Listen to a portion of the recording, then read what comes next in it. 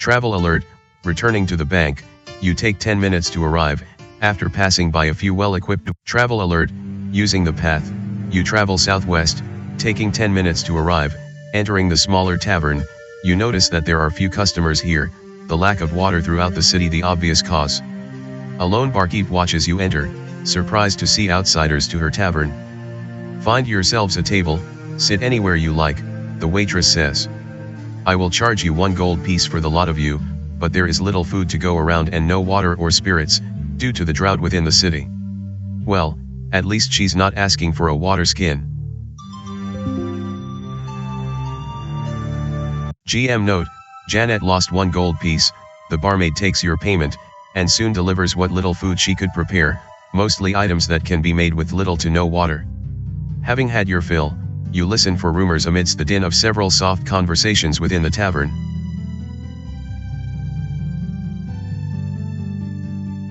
An hour passes, during which you hear something intriguing. Although the Sislan Way has had a church within Blue for over a century, the dwarves here have never really wanted the Sislans and would like to see them leave permanently. These feelings have only strengthened recently with the arrival of Supreme Healer Priest Dilt, who is pushing the Sislan faith hard on all the dwarves within Blue. An hour passes, during which you hear something intriguing. Although the Sislan Way has had a church within Blue for over a century, the dwarves here have never really wanted the Sislan. An hour passes, during which you hear something intriguing. Roughly a season ago, several citizens within Blue reported some sort of sand quake beneath their feet, a sudden rumbling that shook the very foundation of the city for several moments. Shortly after the water stopped flowing, could it be a coincidence? An hour passes, during which you hear something intriguing. While Lord Hefralin has ruled the Cyan Desert and all the inhabitants of Blue for nearly 10 years now, things don't seem to be going well for him. He's still well liked, but his management skills don't seem particularly strong, and there are whispers that his brother Berdoth may soon need to replace him.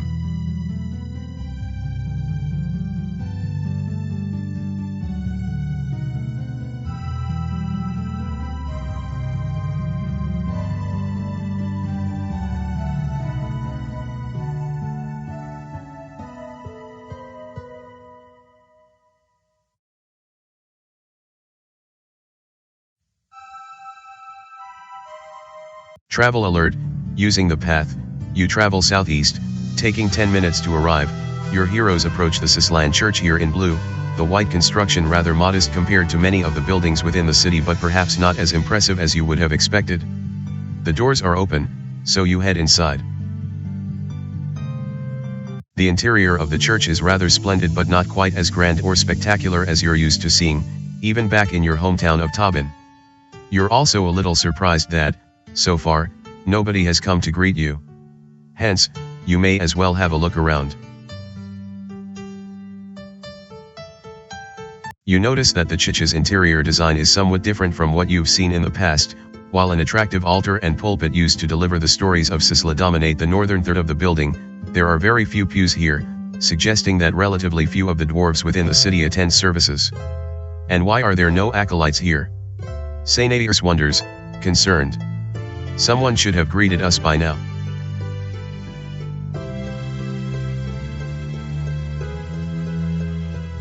Taking a closer look at the cork bulletin board here, you see a variety of standard notes and church-related information, none of which seem all that interesting.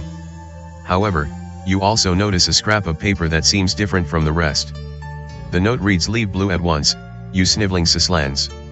The note seems rude and out of place. Let's do an intelligence check on your hero to see if you notice anything. Needing a 13 or less from Janet, a 19 was rolled. Failure, no, your hero does not notice anything further regarding the hand-scribbled note. Standing at the bulletin board, you're almost surprised by a man from behind, wearing the robes of the Sislan Way. "Welcome, children of Sisla. I am Acolyte Hermes. How may I assist you?" "I am Sainadius, a Sislan priest turned adventurer with this party of heroes," Sainadius returns, speaking on your behalf. "We have questions, choose an option. Is there animosity toward the church here? What has happened to all the water? Where is everyone here within the church?" All the water here in blue mysteriously disappeared about a season ago, the acolyte responds, clearly saddened. If you want details, you should speak to Supreme Healer Priest Dilt about that.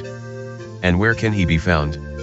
Sainairs asks, the obvious question. At the power tower, of course, the acolyte responds. Supreme One Dilt is almost always there these days, providing advice and counsel to Lord Hefralin during these difficult times. Let's go see the Supreme Healer Priest Dilt, Sainair suggests. He may have some answers for us. There is nothing more to do here within the church. However, Acolyte Hermes continues to stand by, ready to provide any healing or restorative services you may need.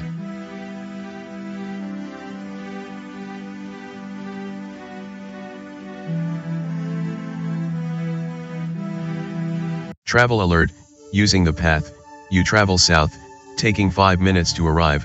A lone stone building stands here, only 10 feet to a side and its eastern wall containing a single door. No other windows, decorative features or, frankly, anything else is noticeable on the building. The door is the only object associated with the building. 2 dwarven guards stand before the door, each of them quite bored and likely wanting to be anywhere but here. As you approach, however, they snap to attention, asking you to move along. This place seems a little odd, Redfern begins, looking it over like everyone else within your party. May we ask what it's for? Who are you? One of the guards responds, neither civil nor disobedient. We've come to Blue to help restore your lost water, Cartha says, trying to reassure the pair of dwarven guards. What can you tell us about this place? It's the entrance to our aqueduct, the second guard answers, reasonably sure you're not a threat. But nobody is allowed in, the door is locked and only a special key from Lord Hefralin himself will get you in. Unfortunately, no one in your party is in possession of such a key. If you want to get past the 2 guards and through the door, you will need to somehow meet with Lord Hefralin and convince him to give you the key.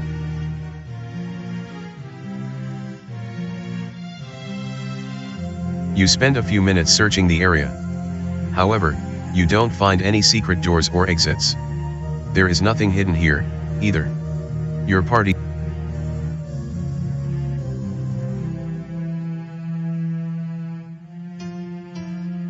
Travel alert, using the path, you travel east, taking 5 minutes to arrive.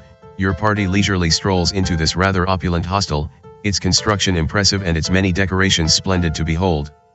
You do notice, however, that all the plants here have wilted and died recently, the sight unsettling.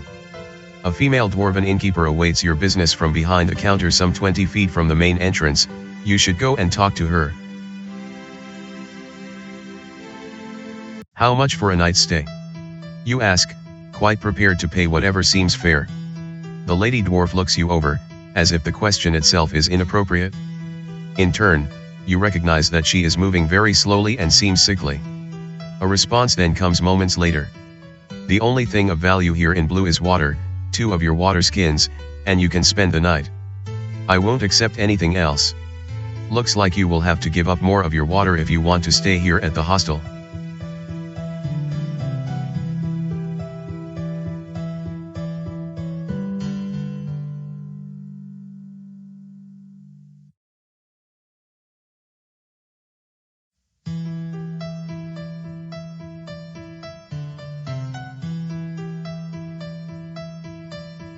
Eswin offers uses 2 water skins and loses them from his inventory. Thank you, tall ones. The dwarven hostel owner utters as she takes your water skins, drinking much of the first one before continuing the conversation. Now, about your rooms. You can stay as long as you wish, but if you leave and come back, I will have to charge another water skin.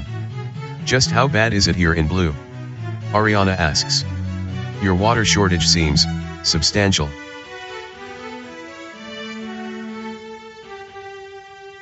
All the water is gone, and none of us could make the 2-week journey out of the desert to escape the city, the dwarf replies, putting the rest of her water away.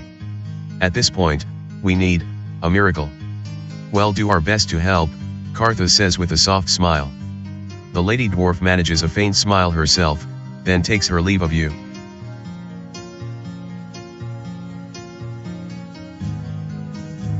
You can sleep here as long as you wish, memorize spells, and otherwise take care of yourselves. Once you leave, however, you will have to pay another water skin to rent another room.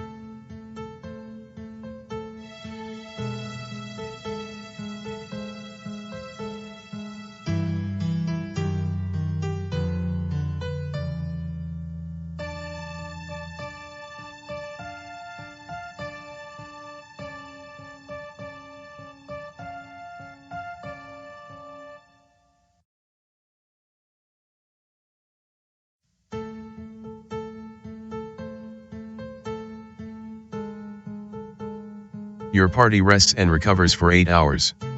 Wounds are tended, spells are memorized, and your heroes are refreshed and re-energized.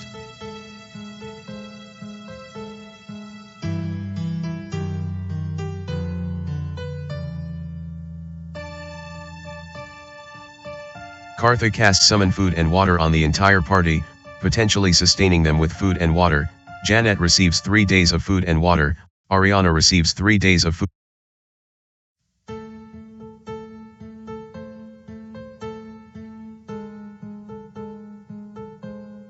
Travel alert. Using the path, you travel north, taking 20 minutes to arrive. You've just entered what appears to be a surprisingly stocked and resourceful dwarven library. Thousands of books, tomes, and manuscripts crowd the stone shelves all around a massive chamber, obviously providing many places to conduct topical investigation and research regarding Blue and the Cyan Desert. The chief librarian steps to you and inquires, obviously not about to let you just pass without some sort of financial gift to the library. GM note: Janet lost 1 gold piece. The chief librarian acknowledges your donation and motions you forward. No sooner than you begin to look around, Redfern steps to you, something on his mind. Someone here wants to talk to us. And who would that be?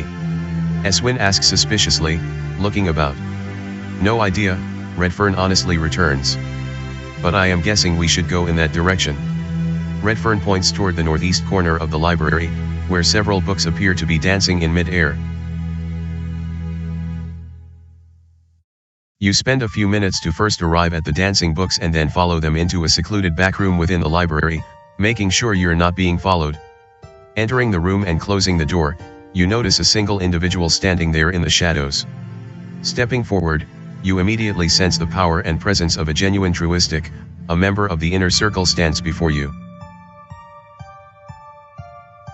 There you are, Janet, the older human begins, her voice frail but her presence just as strong as Vel back in Kathleen, or even Margaret in Tobin. We need to talk. She knows who we are. Eswin curses, reaching for his weapon. Indeed, let's do an intelligence check on your hero to see if you remember something very important here. Needing a 13 or less from Janet, a 16 was rolled. Failure.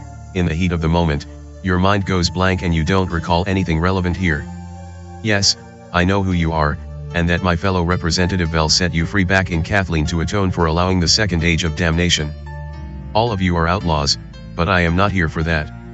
Still on edge, Eswin is the last to finally lower his weapon, all of you sensing that the circle member isn't here to do you any harm.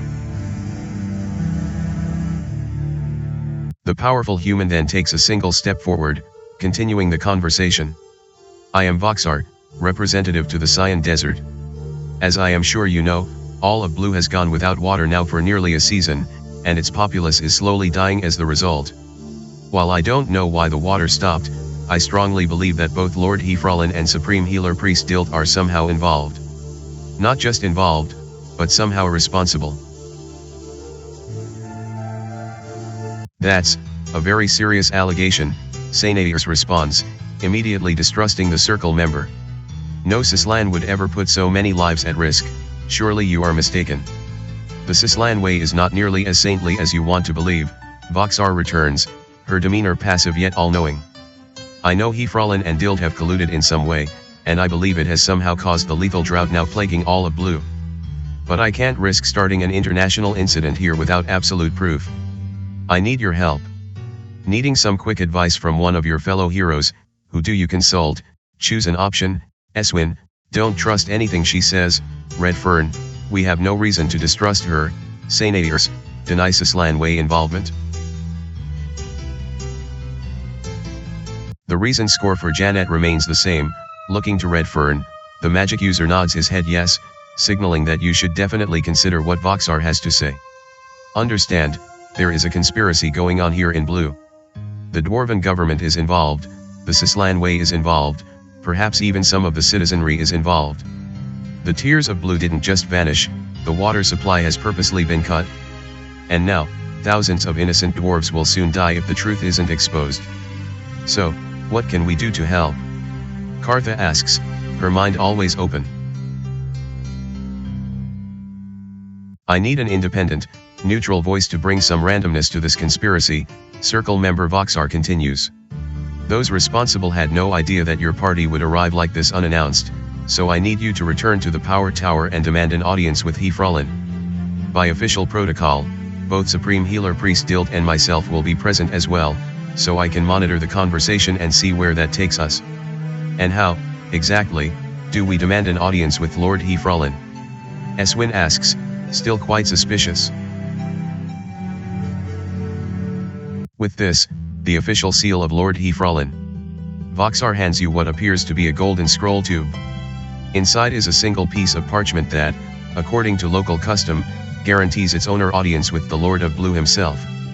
Where Voxar acquired such a unique and valuable treasure you can only speculate, but it should get you past the Dwarven Power Tower guards.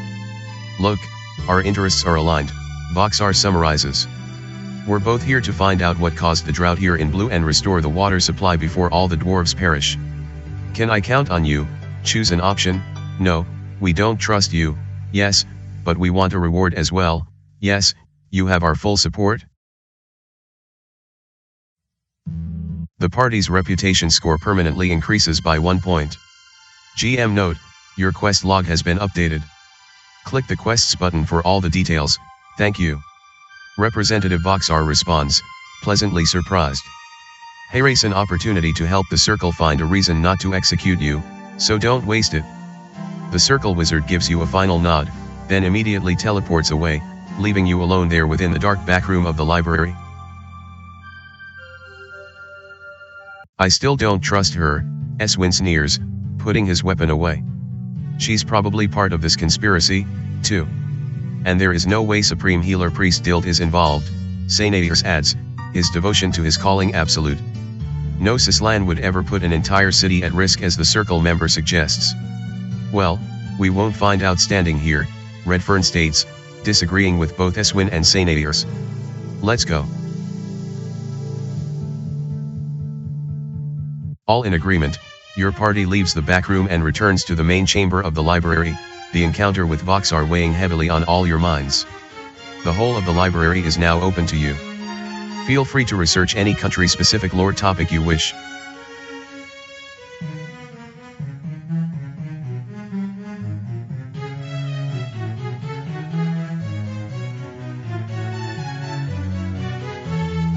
An hour passes, the library yields results.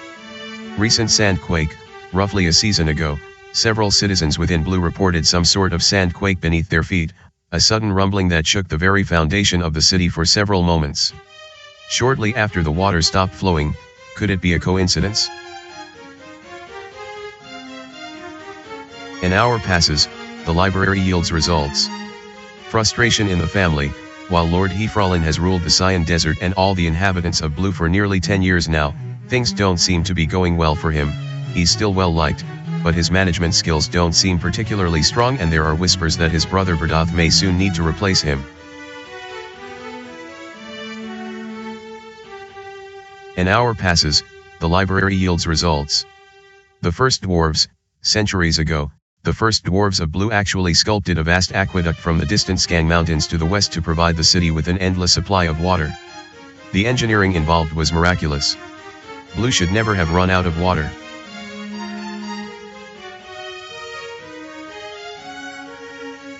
An hour passes, the library yields results. Unwanted Sislans. Although the Sislan Way has had a church within Blue for over a century, the dwarves here have never really wanted the Sislans and would like to see them leave permanently. These feelings have only strengthened recently with the arrival of Supreme Healer Priest Dilt, who is pushing the Sislan faith hard on all the dwarves within Blue.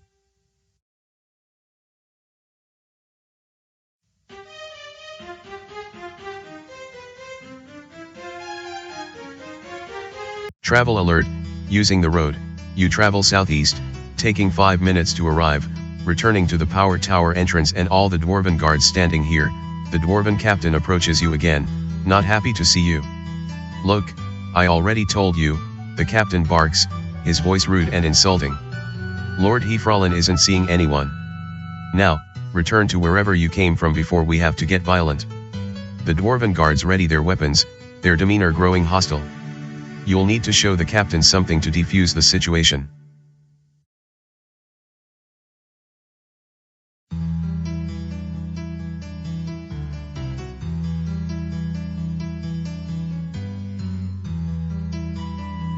Janet uses the seal of Lord Hefrallen and loses it from her inventory.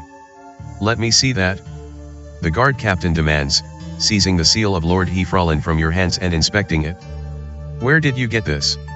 The dwarf demands to know, quite suspicious of you now. I haven't seen one of these in years. Who gave this to you, and why? You recall during your recent encounter with Voxar that you need to keep her involvement a secret. Let's do a diplomacy check on your hero to see whether you can avoid further arousing the dwarven captain's suspicions. Needing a 11 or less from Janet, a 10 was rolled. Success.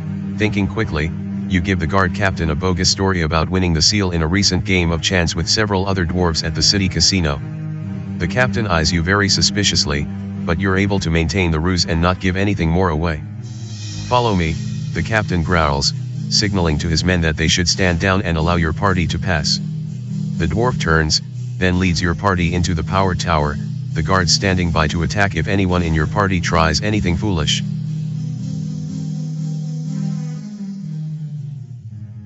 As you climb several flights of stairs and pass through the lower levels of the tower, you see all manner of dwarven portraits and artifacts, items likely owned by Lord Hefrallen's family through the centuries and all impressive. The climb up the tower taking 20 minutes or so. Let's do an intelligence check on your hero to see if you deduce anything.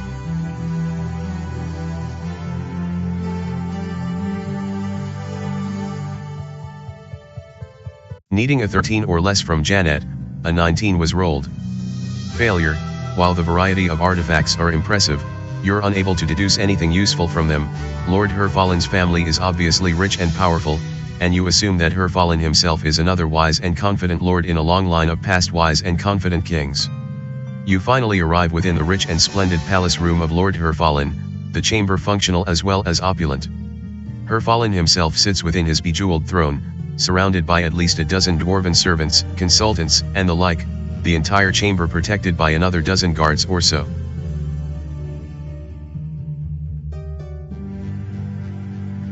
The dwarven captain leads you into the palace room and to within 20 feet or so of Lord Hefrallen, ordering you to bow as he himself approaches the king. Engaged in conversation with several of his consultants, you get your first good look at Lord Hefrallen, the dwarf dressed in regal splendor and appearing every bit the ruler of the Cyan Desert that you expected. He does seem a little young for a dwarven king, but you pay that little heed. What is this? The lord of the dwarves here in blue demands to know, shocked by your party's unannounced presence. I thought I made it clear, no visitors.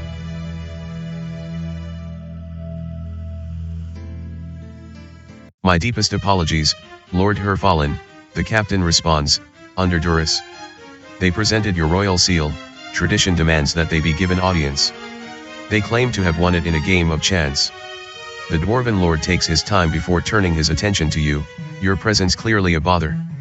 All right, fine, Lord Hefrallen begins, looking you over for only a moment as he prepares to attend to other things.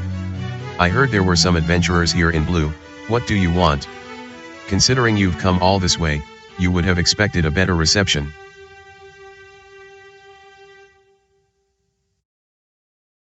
We're here to help you with the loss of all your water, Eswin returns, his voice a bit demanding. But first, we recently rescued your grandson Prince Hebrami. He said we should mention that his first pet dire wolf's name was Patfoot and that you would reward us for rescuing him. The dwarven king stares at Eswin for a moment, then bursts out laughing. That's a good one. Hefrallen finally responds, his laughter subsiding. I don't have any children, so I certainly don't have any grandchildren. You've been duped.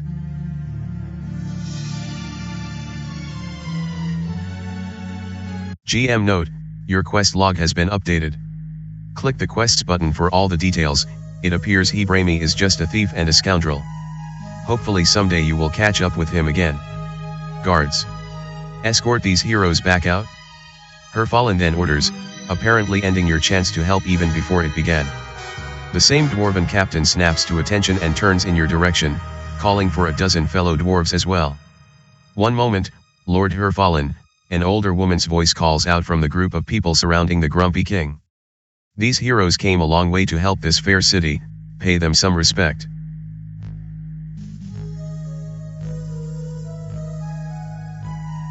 Recognizing the voice, you spot the inner circle representative Voxar standing to the left of Lord Herfallen, the soft-spoken wizard glancing in your direction before continuing. Lord Herfallen, the wizard continues, her voice soft yet firm. You may feel that you have the situation here in blue under control, but, as a truistic of the inner circle, I say you need all the help you can get. If these heroes have come to help find the missing tiers of blue, what harm can they possibly do to you? That's enough, Voxar, the dwarven king sneers, not appreciating the unsolicited input. Yes, as always, the circle wizard thinks she knows better, another voice criticizes to the right of Lord Herfallen. Standing there is Supreme Healer Priest Dilt, the most powerful cleric within the Cyan Desert. Dressed in expensive, regal clothing befit for a prince, Dilt appears strong, proud, and intimidating, the perfect holy man capable of achieving any goal imaginable. Lord Herfallen has everything under control, Dilt continues, addressing Voxar as if she were the lowliest of acolytes. The last thing we need are outsiders poking around where they don't belong.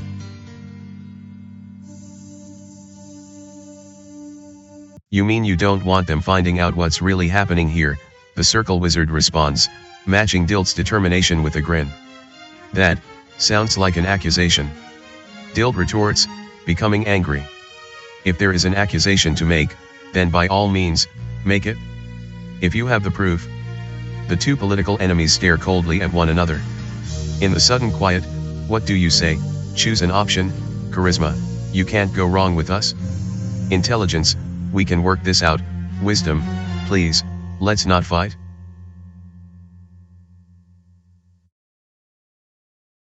Please, we're not here to start a fight, Cartho pleads, taking everyone by surprise. There are thousands of dwarves dying of thirst, we need to help them as soon as possible. The eyes of Supreme Healer Priest Dilt enlarge suddenly, the cleric insulted. He then notices Sainadir standing within the party, and instead steps to him. Lord Herfallen, there is a fellow Sislan here within this party, Dilt announces as he steps to Sainadirs. My child, who are you, and where is home for you?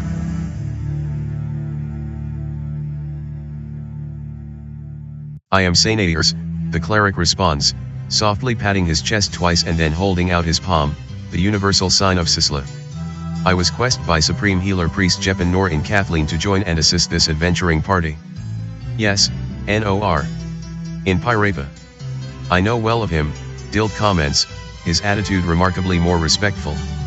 And these heroes you're with, do you trust them? Sainadirs turns to you as if asking for your approval.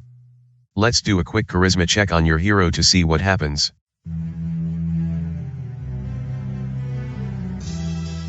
Needing a 12 or less from Janet, a 2 was rolled. Success, you softly nod and smile, your confidence and heroism prompting Sainadirs to respond in kind. These aren't just my compatriots but my friends, and I would give my life for them. Dilt stares into the eyes of Sainadirs, as if he could read the young man's mind. The cleric then spins around and marches directly back to Lord Herfallen, whispering something into his ear. The real question is, do we trust this priest Dilt? Eswin whispers into your own ear. Indeed, let's do a wisdom check on your hero to see if you can glean any insight. Needing a 14 or less from Janet, a 6 was rolled.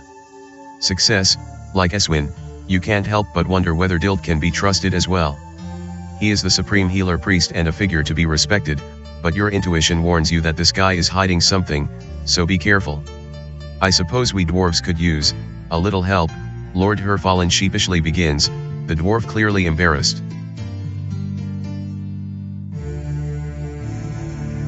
I therefore authorize your assistance here in blue, the Dwarven King then proclaims, surprising you. Find the cause of our missing water and report back when you know more. Start your search within the aqueduct beneath the city, Dild continues, addressing you directly. Take this key, it will get you into the aqueduct entrance located in the southwestern corner of the city. Dild then hands you a large, older but unique iron key, which you stash into your pack.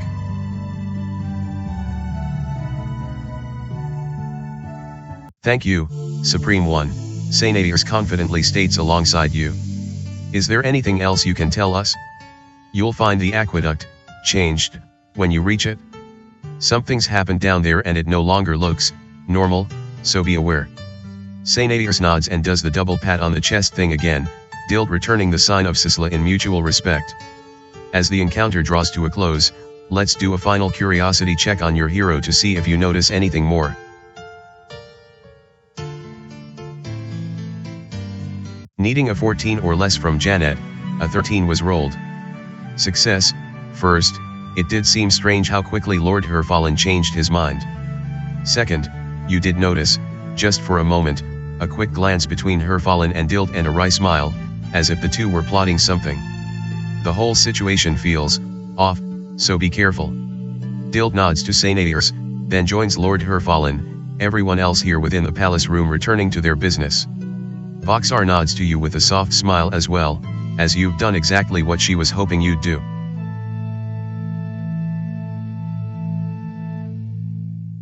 The Dwarven captain and contingent of guards steps alongside your party, about to escort you back out of the tower. For now, you've done all you can do here, time to move on. GM note, your quest log has been updated. Click the quests button for all the details. Back outside the power tower, the Dwarven guards here form a line to ensure that you can't retrace your steps, for now at least, you can't return to the tower. But you do have a special key, so find the entrance to the underground aqueduct, area number 18 on your map and continue the quest. You now stand just outside the main entrance leading into Lord Herfallen's power tower, at least a dozen Dwarven guards here preventing any possible access. From this unique vantage point within the city, however, you can travel to any number of places fairly quickly. Again, the entrance to the Blue Aqueduct is located to the far southwest within the city.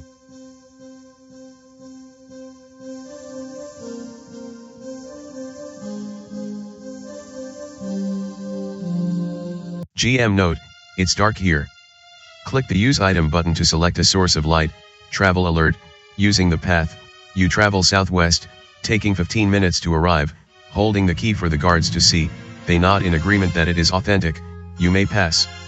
Go ahead and use the key, then proceed down into the aqueduct when you're ready.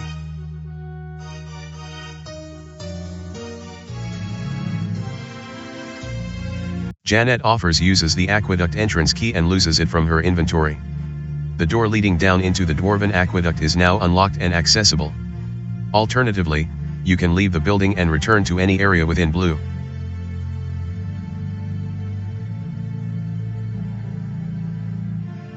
Travel alert, using the stairway, you travel down, taking 15 minutes to arrive. The small aqueduct entrance building interior is nothing more than a shelter for a wide stairway leading down, the stairwell quite long, at least 50 feet, the extent to which you can see. The air is decidedly colder here, but you don't see anything that represents any sort of threat, so you may as well begin the climb down. As you make your way down, it does not take long before you start to notice a strange, milky white covering on everything. About halfway down the stairway, every surface appears to contain the covering and you can't help but step on it as you continue your descent. Any idea what this is? Kartha asks, unsure at first whether the crystal-like material is safe to even walk upon. Let's do a party intelligence check to see what your heroes think of this unusual material covering everything. Needing a 13 or less from your heroes, a 19 was rolled. Failure, it does not seem organic, Redfern responds, probing at the material as well. But I really can't tell what sort of material this is, or even how it got here. The stairway leads to a large, spectacular underground bridge, expertly hewn from the surrounding rock and spanning some sort of deep cavern or crevice below. The bridge is oriented from north to south, each direction well illuminated by more torches on the walls and offering 2 ways to continue your exploration.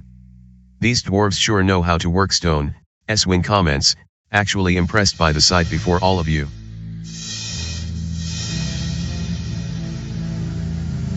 Searching the bridge, you don't notice anything out of the ordinary, as Eswin just observed. The stonework here is remarkable, but you don't notice anything further upon the bridge. There is nothing down there, Ariana comments, pointing into the crevice below. I would have expected an entire aquifer or underground river down below. Peering over the railing of the bridge, let's do a reason check on your hero to see what you think. Needing a 12 or less from Janet, a 3 was rolled. Success. GM note, your quest log has been updated. Click the quests button for all the details. While it's hard to say for sure, Ariana seems correct. Given the angles and shape of the crevice below, you suspect that it once bore an entire underground river, a massive flow of water that necessitated this bridge. However, the area appears quite dry below, completely filled with the same milky white rock you've now grown accustomed to. What was that? Ariana calls out, turning toward the northern exit from the bridge. Did you hear something? Eswin queries, turning to look in the same direction. Your party stands still for several long moments and listens carefully.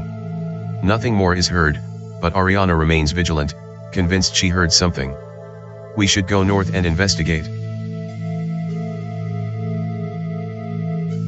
Cold, dark, and silent, the bridge here offers few clues as to what to do next. Exits lead away to the north and south, while you could ascend the stairway back to the surface of blue again if you wish.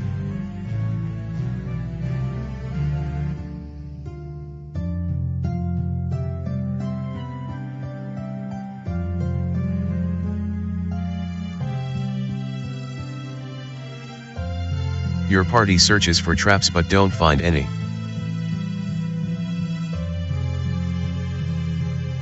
GM note, it's dark here. Click the Use Item button to select a source of light. Travel alert, using the hallway, you travel north, taking 10 minutes to arrive. Marching north away from the entrance stairway and bridge, your party enters what appears to be a small but ornate palace chamber, a dozen tall stone columns and statues surrounding a throne fit for a king within the center of the room. However, every surface here appears to be covered in a stony white material, a sort of crystallization that makes the entire chamber look as if a sudden ice storm has swept through it. The strange glassy stuff is here as well. Eswin is the first to comment, leading your heroes forward.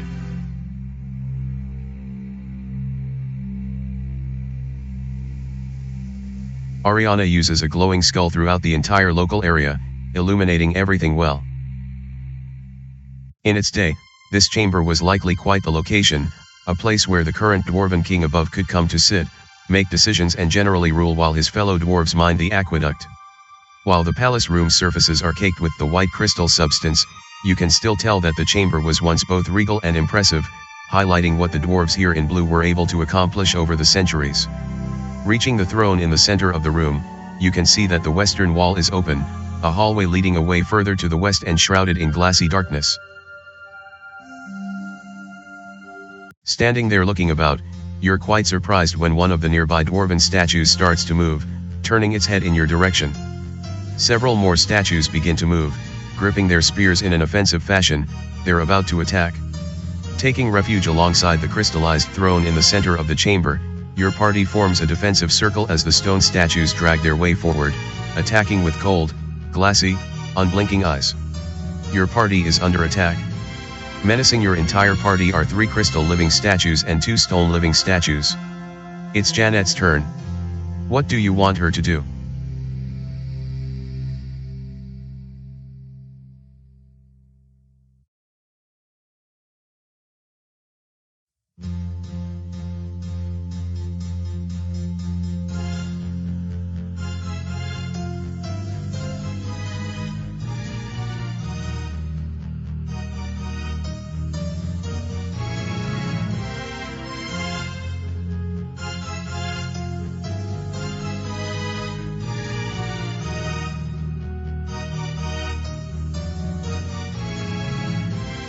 Janet casts Spiritual Hammer on Stone Living Statue number 1, bashing it for 4 points of damage for 5 minutes.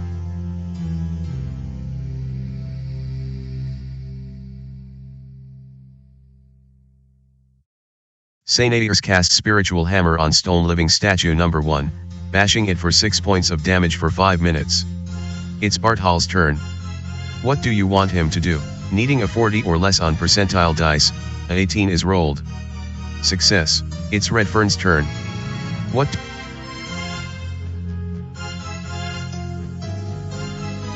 Redfern casts web on roughly half of all encountered combatants, attempting to immobilize them in sticky goo. Crystal living statue number 1 avoids the attack altogether.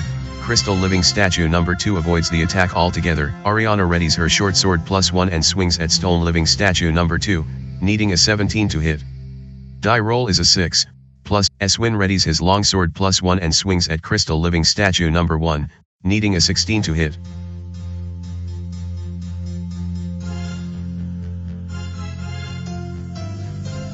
Kartha casts spiritual hammer on stone living statue number 1, bashing it for 1 point of damage for 5 minutes.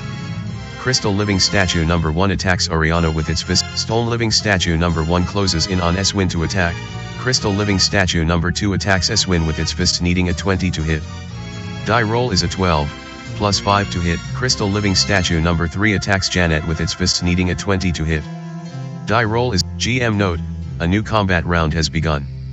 In it, Ariana readies her short sword +1 and swings at crystal living statue number 1, needing a 16 to hit.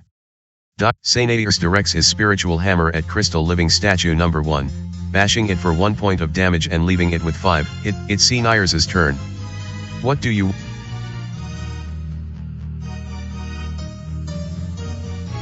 Sainators casts bless on the entire party, potentially blessing them.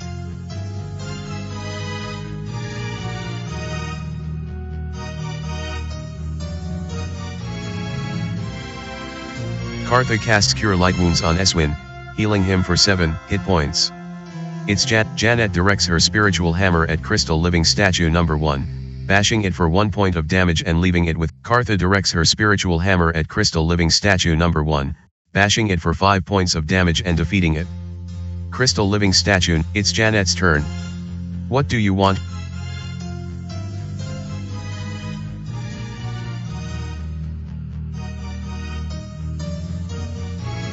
Janet casts Cause Light Wounds on stone living statue number 1, wounding it for 11 points of damage, needing a 15 or greater. Stone living statue number 1 rolls a 2 and fails versus spells. Stone living statue, Barthol readies his short sword +1 and swings at crystal living statue number 2, needing a 11 to hit, +4 due to hiding in shadows. Die roll is a 8, +5 to hit and does triple damage. Barthol hits crystal living statue number 2, doing 6 points of damage. Crystal living statue number 2 suffers only half damage against... It's Redfern's turn. What?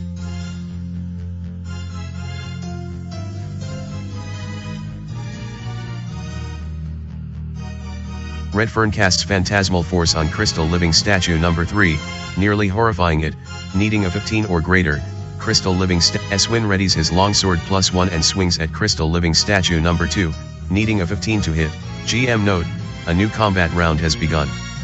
In it, Ariana readies her short sword +1 and swings at stone living statue number 2, needing a 16 to hit. Die roll is a 13, +5 to hit. Ariana hits stone living statue number 2, doing 2 points of damage. Stone living statue number 2.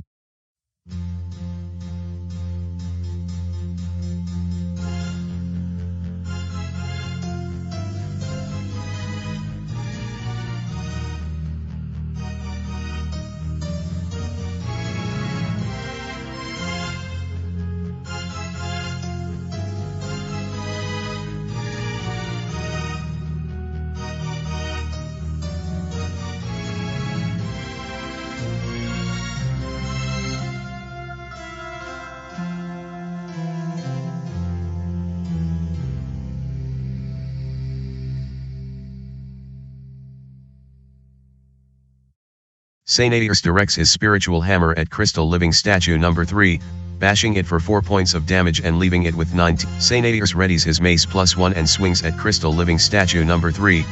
Janet directs her spiritual hammer at crystal living statue number 3, bashing it for... Crystal living statue number 3 attacks Janet with its fist, needing a 21 to hit. Stone living statue number 2 attacks Ariana with its lava spray, needing a 23 to hit. It's Redfern's turn. What do you want him to do?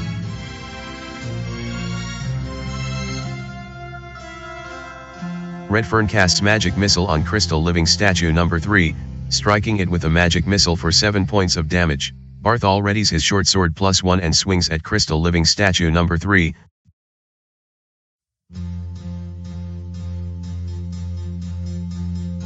Janet casts Cure Light Wounds on Ariana, healing her for 6 hit points. Kartha directs her spiritual hammer at crystal living statue number 3, bashing it. Eswin readies his quarterstaff +1 and swings at crystal living statue number 2, needing a 15 to hit. Die roll is a 4. GM note, a new combat round has begun. Initiative is rolled, with higher values acting, needing a 40 or less on percentile dice, a 16 is rolled. Success. Barthol blends into the shadows, hiding from all Sainadius readies his mace +1 and swings at crystal living. Kartha directs her spiritual hammer at crystal living statue number 2, bashing it for 4 points of damage and leaving. Janet readies her mace +2 and swings at crystal living statue number 2. Ariana readies her short sword +1 and swings at stone living statue number 2. Eswin readies his quarterstaff +1 and swings at crystal living statue number 2. Sainadius directs his spiritual hammer at crystal living statue number 2. Kartha readies her mace +1 and swings at crystal living statue number 2. Janet directs her spiritual hammer at crystal living statue number 2. Bashing. Stone living statue number 2 attacks Ariana with its lava spray, needing a 23 to hit. It's Redfern's turn. What do you want him to do?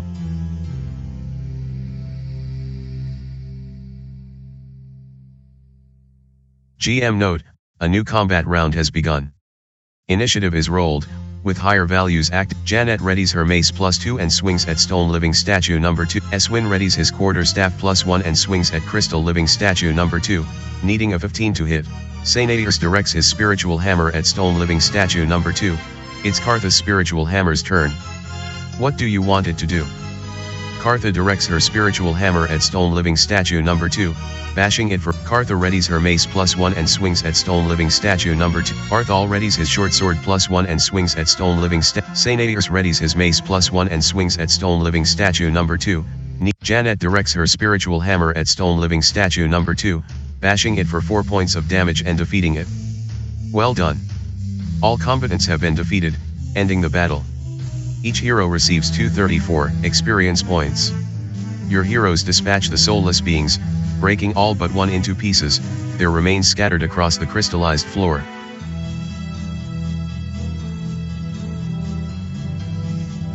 One of the defeated statues continues to stir, however, not quite destroyed. As Eswin lifts his weapon to crush the monster completely, Kartha puts out her hand to stop, instead pointing toward the creature on the floor. Wait. Look. Better examining the statue, you can now see that small parts of its surface aren't quite crystallized, they seem to be flesh. Kartha bends down and rubs one of the fleshy areas, exposing even more flesh. The statue seems partially mortal. Well, that's unexpected. What do? Choose an option: leave the statue body thing alone, smash the statue body thing, speak to the statue body thing. Can you hear us? Kartha tries, speaking directly to the ruined statue on the floor. A few moments go by, each of your heroes looking to one another in awkward confusion. Then, the statue begins to move a little, its life force apparently not completely spent. Lo, Lord Hefralin, the statue strains to whisper, its face just fleshy enough to speak. My lord, is that you? One of the eyes of the statue barely opens, it's almost as if the statue is coming to life. How do you respond? Choose an option: answer on behalf of Lord Hefralin, answer on behalf of your party, say nothing and see what happens.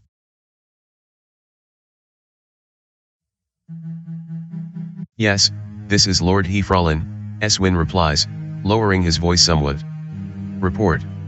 The superior arms and armor required by the Sislans, the statue continues, as if the dwarven soldier were still alive.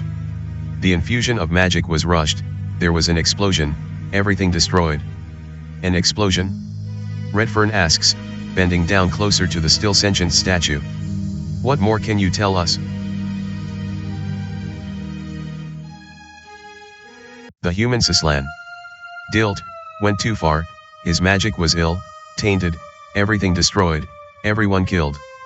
Supreme Healer Priest Dilt, Sainadius whispers, his religious superior here in the Cyan Desert apparently being implicated as having caused everything to be crystallized down here within the aqueduct. What has he done here in blue? Something unbecoming of a Sislanway leader it appears, Kartha replies, disappointed but not surprised. Everyone killed. I am dead.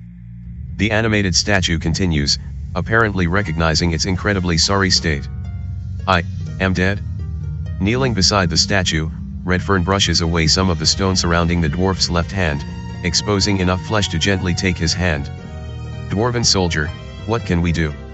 Darkness, all hope, gone, this is, undeath.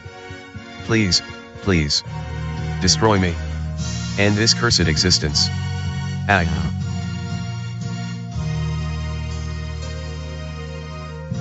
Having been transformed into something quite sad and unnatural, Eswin throws all his strength into a single massive blow, knocking the head of the statue clean off its shoulders and instantly destroying the statue thing. Surprised by the blow, your party acknowledges that the deed needed to be done and several of the party thank Eswin for acting so quickly. Now we know that Dild is at least partially responsible for everything, Redfern states, gaining his feet. But the word of an undead guard won't be enough, we need to find proof of his wrongdoing. Your heroes agree, heartbroken over what you've just witnessed here. GM note, your quest log has been updated. Click the quests button for all the details, your encounter here within the palace chamber complete, it's time to move on. You can either step into the open darkness to the west or return to the underground bridge and stairway back to the surface to the south.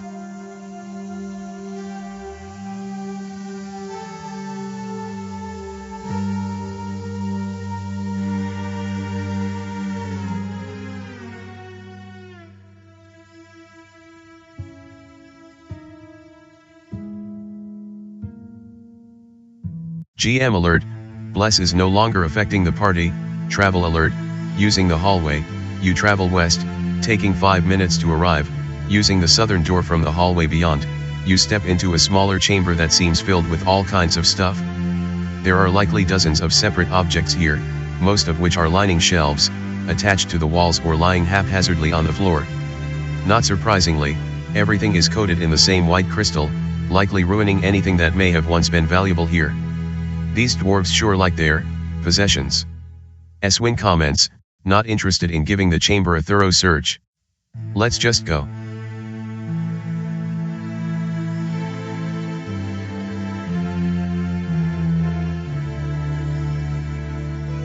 Sainairs casts Cure Light Wounds on Ariana, healing her for 8 hit points. You appear to have discovered some sort of museum, the various artifacts and objects dedicated to the Dwarven clan here in blue. There are all kinds of weapons, suits of armor and shields here, along with dozens of other heirlooms and artifacts that, to the dwarves, likely meant quite a bit. Unfortunately, all of it has been destroyed, the white crystallization coating everything. Still, let's have your hero do a curiosity check to see if you find anything worthwhile. Needing a 14 or less from Janet, a 7 was rolled.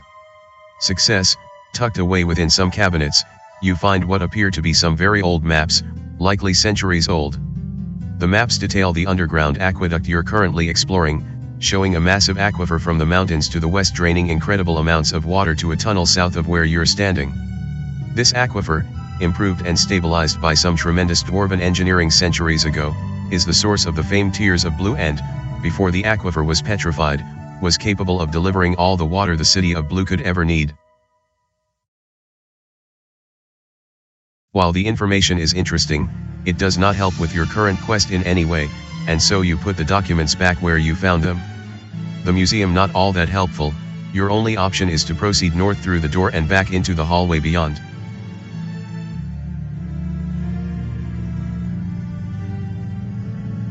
Barthol has a 45% chance of picking the lock and rolls a 43 on percentile dice. Success. The cabinet is unlocked and now easily opened. Unfortunately, the cabinet has nothing of value.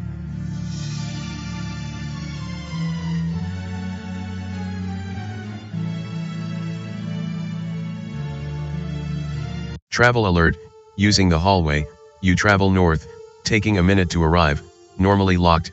The door's locking mechanism has been crystallized and shatters after giving the door a strong push. Inside, you find a small room containing shelves on every wall along with a few tall cabinets and a variety of tables, dozens of boxes resting atop the shelves as well as tables. Like everywhere else within the aqueduct, everything here is coated with the same white stony glaze and hardened into solid stone. Given all the boxes in here, it will likely take a while to search the room. First, breaking through the white crystallization covering several of the boxes, you find a wide assortment of documents within, paper records written in the dwarven language and carefully arranged in some sort of specific order. Searching a few more boxes, each containing additional records, it's pretty safe to assume that this room is dedicated to the long-term storage of documents relevant to the dwarves here in blue. Let's do an intelligence check on your hero to determine what your initial assessment with the records here may be. Needing a 13 or less from Janet, a 16 was rolled. Failure: reviewing all the documents within this chamber would take days, perhaps even weeks, time you certainly don't have. Hence, the best thing to do is forego all the records and continue on with your quest. Cracking open several of the cabinets, you discover yet more record-containing boxes, not even worth your time to open. In the corner cabinet, however, you spot a large stone key, hanging from a hook in the back wall. The key is quite decorative and sturdy, as if it couldn't be broken even if intended. "I wonder what that opens," Ariana inquires, naturally curious. "We should take it?"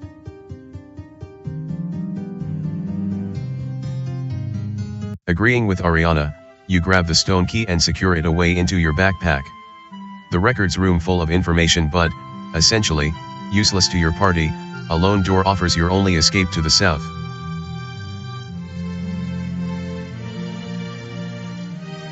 Barthol has a 45% chance of picking the lock and rolls a 87 on percentile dice.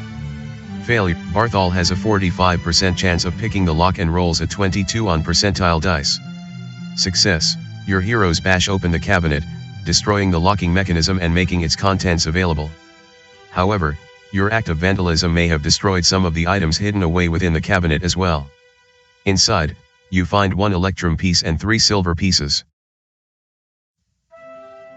GM note: your source of light has just gone out, your party rests and recovers.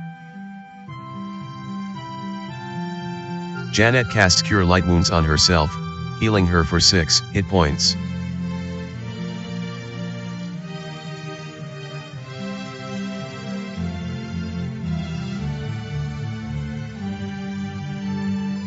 Kartha casts Cure Light Wounds on Ariana, healing her for 10 hit points.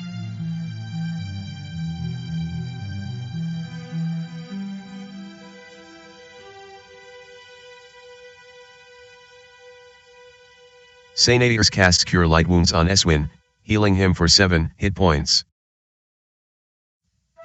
Your party rests and recovers for 8 hours. Wounds are tended, spells are memorized and your heroes are refreshed and Janet casts Cure Light Wounds on herself, healing her for 5 hit points.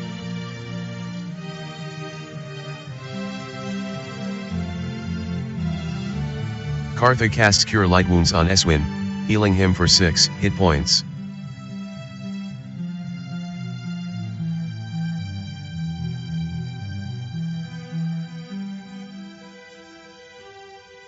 Sainadius casts Cure Light Wounds on Ariana, healing her for 2 hit points. Your party rests and recovers for 8 hours. Wounds are tended.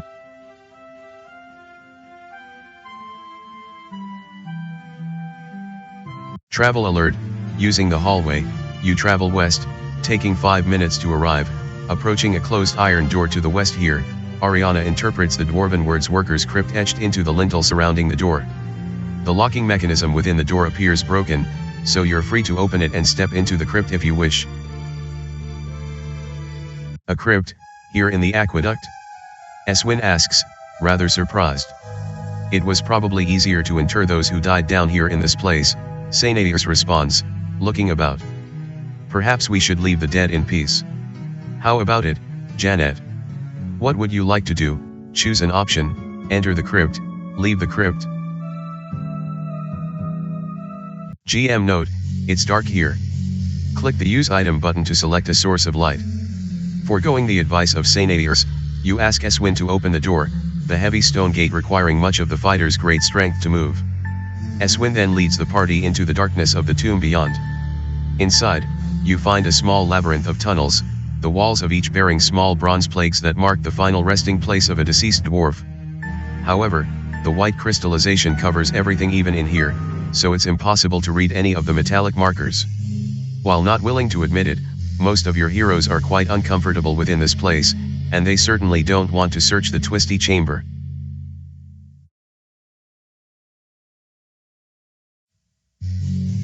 Ariana uses a glowing skull throughout the entire local area, illuminating Janet permanently decreases her spirit score by 1 point. Despite the party's general reluctance to stay within the crypt, you order them to search it anyway to see what you may find. The crystalline material covering everything is fairly uniform here, and after a half hour or so you conclude that there is likely nothing in this place to actually find. Reaching the far western edge of the crypt and about to turn around, your heroes then sense a darkness behind you, contrasting with the whitish substrate over everything. Moments later, at least a half dozen more shadowy beings congregate in the tunnel leading out, preventing escape. Wraiths. Kartha warns, frightened for all of you. And there is a lot of them. Watching the monsters hover in the air about 20 feet away, what do? Choose an option: attack, let loose into the wraiths? Sneak away, try another tunnel, talk, attempt to communicate? Given that the wraiths haven't yet closed the distance to attack, you try a hunch and actually speak to the ghostly beings, telling them that you don't want any conflict. Equally surprising, one of the creatures responds in a chilling, raspy voice. Petrification magic awakened us, undo the magic, and let us return to our eternal rest. Still not attacking, the wraiths appear to only want the magic that awakened them to be dispelled. Let's see if there is something in your inventory that can help. Yes, that scroll of dispel magic that the scribe up above in blue gave you, that should work. Go ahead and use the scroll and we will see what happens.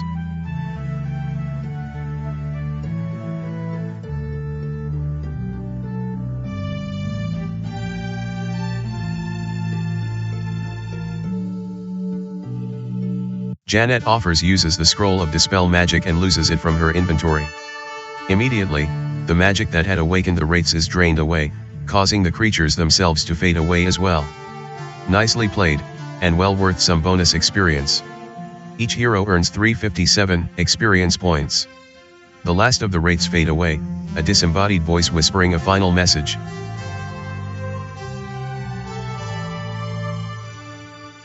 We sleep now. In gratitude, we leave you with our final earthly treasures. The crypt goes quiet for a moment, your heroes looking around to ensure they are safe. A moment later, a secret panel in the far western wall slides down, revealing a small treasure trove. Not only are you free to leave the crypt unharmed, but you will do so with some loot as well. The crypt encounter now complete, it's time to move on.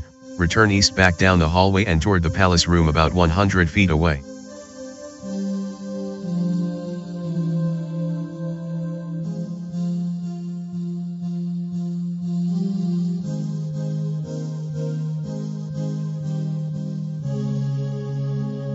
Janet nods and takes everything from within the immediate area.